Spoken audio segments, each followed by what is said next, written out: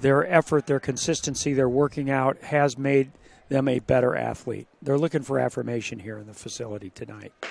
We have the starter's gun for the girls, 3,200. The top time coming in, 10:33.60 by Christine Laurie. And then, as I said, we have 10 runners with times under 11 minutes. So it should be a quality run today. And, again, we'll see as they come to the break here after the first 150-odd meters. We'll see how this plays out. That's hip 16 in the lead. That is Ashley Rullison from Beaumont, only a freshman, 11:18. So, again, here's where the factor of a younger runner, the experience doesn't play out so much because, as you talked about, over time, this may be their peak performance time as a young lady. You don't know. If she's a ninth grader, maybe she's been running for a year. Maybe she's been running for 5 years. You just don't know. There's no sort of consistent pathway to the sport for young athletes here.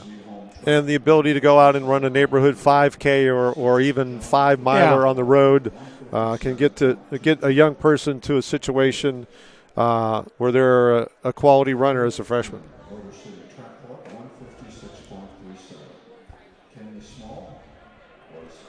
All right, the hip 16 on the outside. That's hip 10, tucked in on the rail. That's Carly Davis of Dublin Jerome. That's hip 14. Maggie Scholl from Lane Tech. So the field is bunched up. A number of athletes I see from Western Pennsylvania, about positions 5, 6, and 7. That would be Lauren Gronbeck, Marianne Abdallah, and Ava Pietrick from North Hills High School. 2 minutes into the race. The meet record, a fine time of 10:26.95 by Audrey Belf from Michigan last year. I don't think that's a good mark. Yeah, that will be difficult to take down.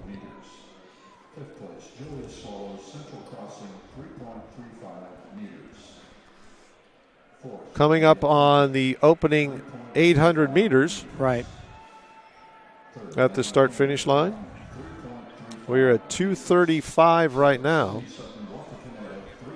And again, still in the lead, Ashley Rullison from Beaumont School, 2:40 for the opening 800. That sounds about right. Yeah, you mentioned the 5:10 I was a little to 5:15. ambitious there. Right? I more like 5:20. We're inside 8 laps to go here.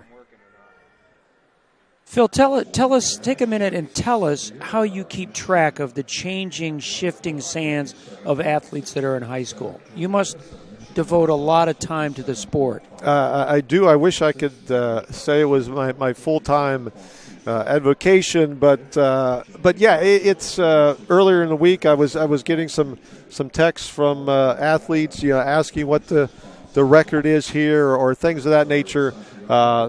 I was very fortunate enough to coach for 5 years at the school where my sons attended in Western Pennsylvania. Grew up loving track and cross country in northeastern Ohio, running for one of the top programs in the state, Cortland Maplewood, where Ted Roop ran. Ted Roop, an icon here in northeastern Ohio, a winner of the Revco marathon and 10K numerous times. Yeah. His brother's still in the coaching ranks. Chris, down at McDonald, the arch rival of Maplewood. But those, again, northeastern Ohio is just an incredible running hotbed from the high school level all the way up. Right now, Marianne Abdallah and Lauren Gronbeck, two of the runners I mentioned from Western PA, at the front of the field. They went through 2:40 the opening half, and then the young ladies from Western PA decided to take the lead, and we'll see how this plays out. I know I was talking to a coach of one of the competitors from Western Pennsylvania just about how this race was going to play out. They were trying to get a recruiting, type of forecast of some of the other competitors from outlying states, just to see how much under 11 this might go. Abdallah, she is a multi-time cross-country champion in Pennsylvania. She is only a junior. So, but right now, 3 runners from PA up front. The field still has about 10 runners within 10 meters. So 1,500 meters coming up here in 5:07. So we'll see the 1,600 all the way down at the far end. Looking at under 5:30, so they're definitely under 11-minute pace.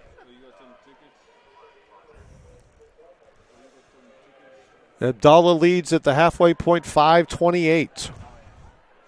So Marianne Abdallah, again, multi-time cross-country champion, is in the lead. Now it looks like we have a new leader.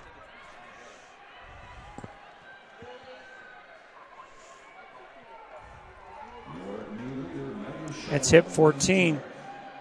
Maggie Scholl from Lane Tech is in the lead now. Stretching it out, she has about 5 meters on the field. Ava Peterzik in the red vest is in second, hip 7. So the field definitely has stretched out. We're running single file for the leader and then the following 7 runners. So things are settling in. Inside 5 laps to go. We are 6 minutes and 20 seconds into the girls' 3,200 run. Again, the record of 10:26.95, and that definitely is safe for another year. Audrey Belf's run from a year ago.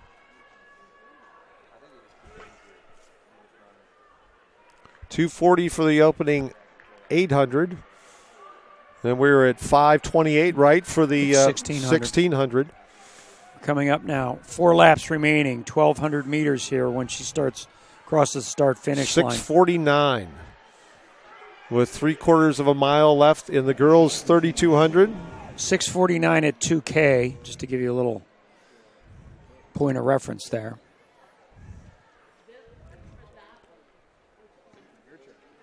Seven runners, I would say, in the lead group, each separated by a couple meters. Yeah. So, again, just like a comfortable spacing in a middle distance race. Be hard for that 7th runner to get up to the top, but, yeah, they're stringing it out. That's always a little indication there's a pace change underway here. Maggie Scholl in the lead, wearing hip number 14. And we're coming up, we're under 1,000 meters. Will be 900 left when they cross the start-finish line. Hip 14, then 7, then 2, then 10. 14, 7, 2, and 10. Maggie Scholl up by about 4 meters on the chase pack of 4. 8 minutes and 5 seconds. Coming up on 800 meters to go, just about a half mile there. 800 at 8:11. Mm-hmm. So that's still looking at sub-11. Yeah. Yes. And we'll see how far under sub-11 here very soon. But Maggie Scholl stretching her lead back out to close to 6 to 8 meters. At the line, we'll have 600 meters to go in the girls' 3,200 run. One section for the girls and the boys. She looks good. She looks smooth. She's a junior, too. She's a high school junior. 600 meters remaining in the girls' 3,200. We are under 9 minutes. So what if you're a coach telling those 4 runners in the chase pack after the race what they should have done or when they should have gone? Again, we have about 550 meters to go. Yeah. I think every runner's got to know what is a gap they don't lose confidence about covering. You know, there's some runners that can be that far back and say, I'm on it. But others, it's too much. Right. So they've got to learn what that is. Because, being so close to another competitor, you can feel like you're maybe getting in their head a little bit. They can hear you breathing. They can hear your footfall, those type of things that maybe make you feel comfortable. It's like that rubber band that's about ready to snap, and you don't want it to snap. And it's stretching a little more for Maggie Scholl. the leader here for the last several laps. She has about 10 meters on the field. She has 300 to go. It is 9:54. Maggie Scholl running for the win. She's going to be under 11. How many of the top 8 will be under 11? We'll soon find out. Maggie Scholl, a junior from Lane Tech High School. There'll be no more than 5, I don't think.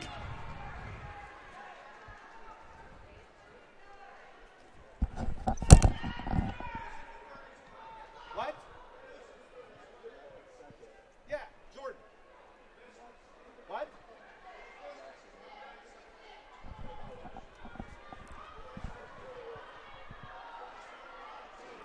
It's Maggie Scholl coming off the curve here. He's got 60 meters to go. Clock says 10:42 and clicking. She'll be under 11. Maggie Scholl is going to hold on for the win. Big, strong finish here. 10:52.54. Maggie Scholl from Lane Tech High School. Ava Pietrek from North Hills in Pittsburgh, 10:53.29. Lexa Barrett, 10:54.31.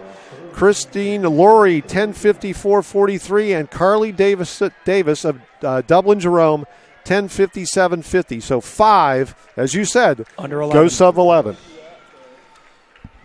And again, it was a pretty evenly paced race, even though it wasn't the same leader, going 2:40, 5:28, and then coming back a little bit of negative splitting there for the leader. So 5 under 11. That's good. Yeah. And before we get the boys started in their 3,200, let's give the final results here for the boys' 200-meter dash. Finishing 5th, representing Columbus Pan, with a time of 22:23, Asa Berg.